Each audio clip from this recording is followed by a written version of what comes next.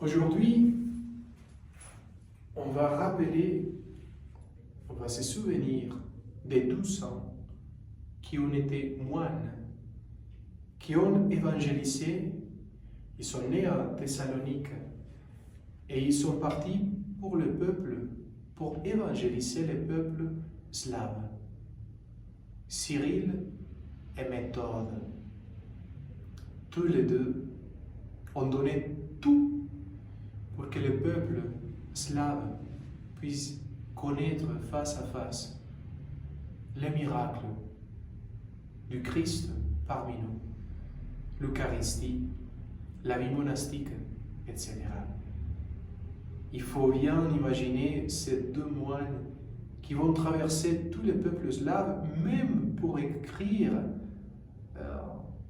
la grammaire de la langue slave, même pour traduire la Bible, les livres sacrés, la liturgie, les missels. Tout cela pour donner le feu de l'Esprit Saint. Et en plus, aujourd'hui, l'Évangile va nous parler, c'est Marc, chapitre 7, va nous parler du Christ qui s'approche d'un homme qui ne pouvait pas parler. Un homme qui avait besoin de la miséricorde de Dieu, et il touche avec sa tendresse et avec la grâce de l'Esprit Saint cet homme. Il va mettre les mains sur lui. Il va dire « Epheta », ouvre-toi. Et cela va produire les miracles du Christ, de la miséricorde du Christ, pour que lui soit capable de parler et même annoncer la bonne nouvelle. C'est la même chose.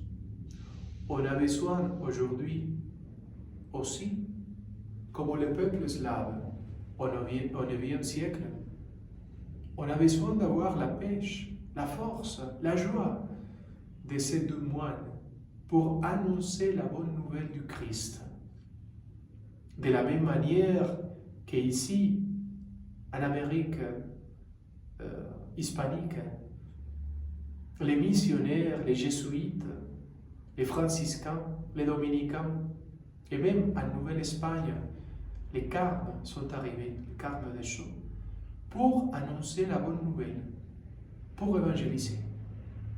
On a besoin des gens qui puissent y avoir la force de Dieu, la joie du Christ, pour annoncer la bonne nouvelle à tellement du monde qui ne connaît pas Dieu et qui a besoin de Dieu.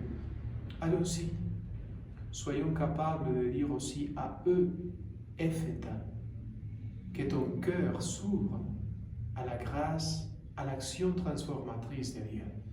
Et voilà. Que Dieu vous bénisse au nom du Père et du Fils et du Saint-Esprit.